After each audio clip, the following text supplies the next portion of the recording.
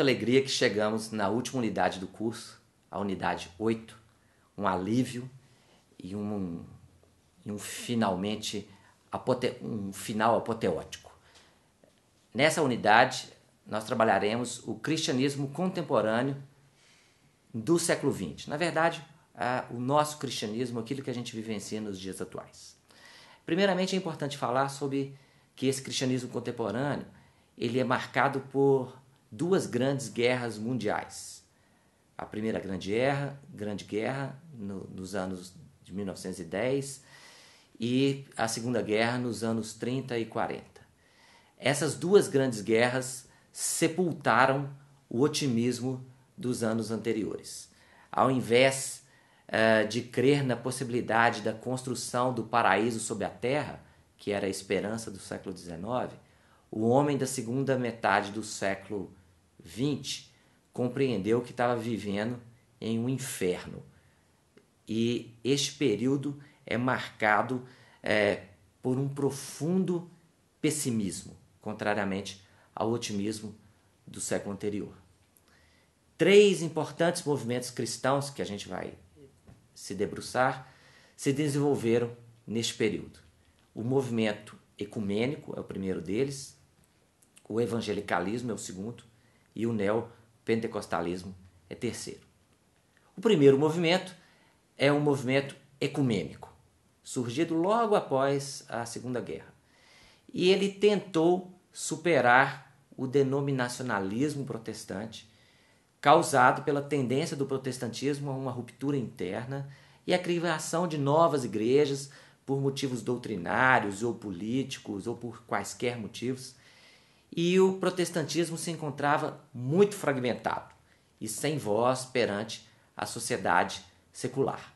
Então, inicialmente, o movimento ecumênico quer ser uma plataforma de diálogo entre os protestantes.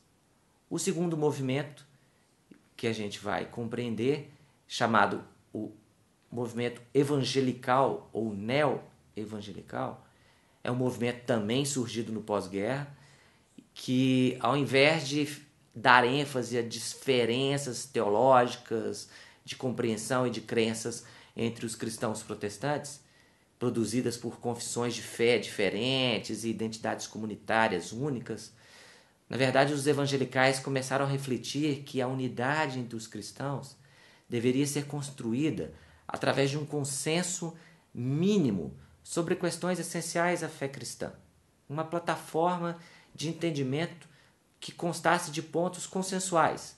Então, sobre o consenso nós vamos conversar, sobre aquilo que a gente tem diferenças, nós vamos relevar. Nos anos 70, basicamente em 1974, o movimento evangelical se rearticula em torno do movimento de Lausanne, em termos mundiais, e agora unidos sobre a premissa, sobre a ideia da missão integral.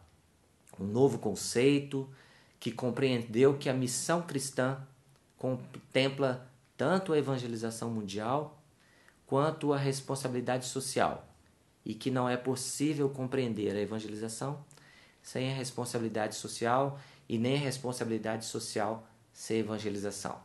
O movimento de Lausanne afirma que seriam as duas asas da igreja, ou uma delas a ação social e outra a evangelização.